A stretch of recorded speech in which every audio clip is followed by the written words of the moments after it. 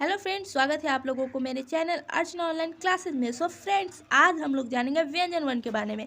इससे पहले के वीडियो में मैंने स्वर्ण वर्ण के बारे में जान चुके हैं, तो आज जानते हैं व्यंजन वर्ण के बारे में। ठीक है फ्रेंड, तो व्यंजन वर्ण आखिर होता क्या है। स्वर्ण वर्ण की सहायता से जिस वर्ण का उच्चारण होता है उसे व्यंजन वर्ण कहते हैं।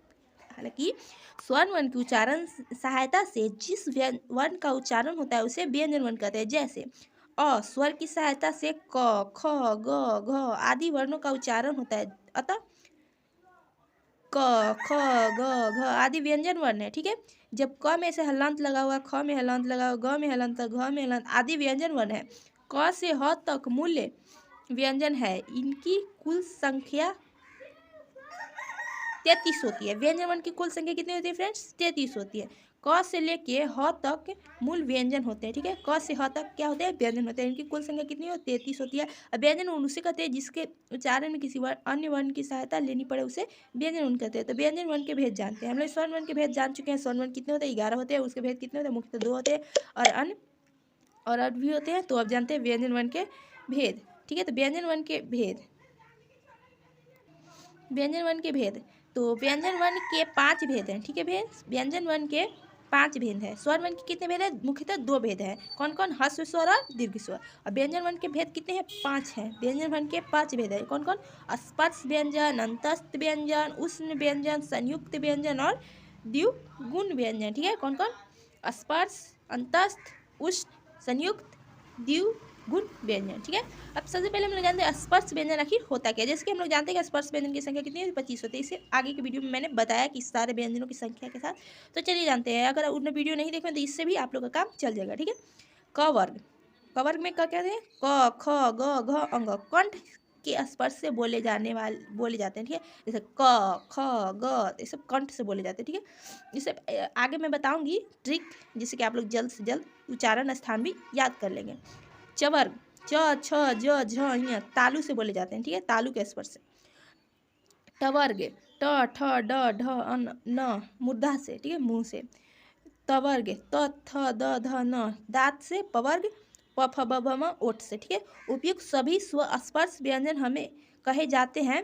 इनकी कुल संख्या कितनी है? 25 है। उपयुक्त सभी जो हैं वो सब व्यंजन वर्ण कहे जाते हैं और स्पर्श व्यंजन कहे जाते हैं और इनकी संख्या कितनी है? 25 है। ठीक है, अब अंतस्थ व्यंजन के बारे में जानते हैं। अंतस्थ व्यंजन कौन कौन होते हैं? य, र, ल, य, य, र, ल, य, व अंतस्थ व्यंजन है। ये स्वर और व्यंजन के बीच स्थित होते हैं, अंतस्थ है। इनका उच्चारण जीभ, तालु, दांत और ओठ के परस्पर सटने से होता है, लेकिन कहीं भी पूर्ण स्पर्श नहीं होता है। ठीक है, थोड़ा सा सटने से, जैसे कि जीभ, तालु और दांत के परस्पर सटने से होता है, पूरा पूर्ण स्पर्श नहीं होता है। कुछ व्याकरण य और व को अर्ध स्वर भी कहते हैं। ये स्वर और व्यंजन के बीच होते हैं। अंतस्थ व्यंजन जो है ना, स्वर और व्यंजन के बीच हो, जैसे य, र, ल, व, तो इसीलिए इन्हें अर्ध स्वर भी कहते हैं कि आधा स्वर है आधा व्यंजन है। अब जानते हैं उष्ण व्यंजन के बारे में। उष्ण व्यंजन आखिर है क्या? तो लाभी सम, ध्वनि स, दंती स, य, ह उष्ण व्यंजन है। ठीक है, यस। अंतस्थ व्यंजन की संख्या कितनी है? 4 है। ठीक है, अब उष्ण व्यंजन की कितनी संख्या है? 4 है।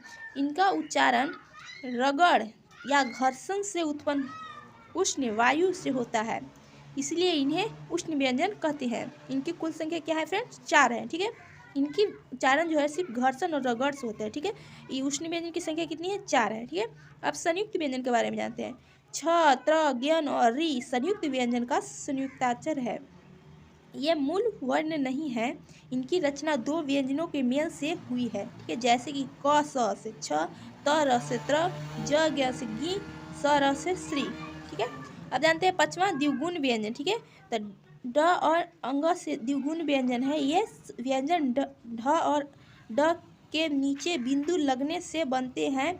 इनका प्रयोग प्रायः अक्षरों के बीच या शब्दों के अंत में होता है, शब्द के शुरू में नहीं। हमेशा याद रखिएगा, इनका और इनका उच्चारण हमेशा शब्दों के बीच में होगा, इनके आगे नहीं। ठीक, तो जैसे कि देख सकते हैं यहाँ पे ऑप्शन है पढ़ना, चढ़ना, लड़का, सड़क आदि अक्षरों के बीच। ठीक है, बाढ़, आपा, अषाढ़, ककड़ी, मकड़ी आदि शब्दों के अंतिम में, इनके आगे नहीं। ठीक है, नोट याद रखें, ड प्रायः शब्द के शुरू में बिंदु रहित आता है, जैसे ढकना, ढोलक, ढोंग, ढांचा आदि। ठीक है। अपवाद में मेढक, ओढ़र आदि। अपवाद भी है मेढक, ओढ़क आदि। ठीक है। ढ और ढ किसी अक्षर के बीच संयुक्त नहीं होते हैं। ठीक है। ढ और ढ किसी अक्षरों के साथ संयुक्त नहीं होते हैं। ठीक है। थैंक्स फॉर वॉचिंग वीडियो अच्छा लगा तो चैनल पे अगर नए होंगे तो चैनल को सब्सक्राइब जरूर कीजिएगा, क्योंकि इसी तरह से इन्फॉर्मेटिव वीडियो पाने के लिए मेरे चैनल के साथ बने रहेंगे। ठीक है। और वीडियो अच्छा लगा तो लाइक कीजिएगा, शेयर कीजिएगा, कमेंट कीजिएगा। Thanks for watching video. Thank you.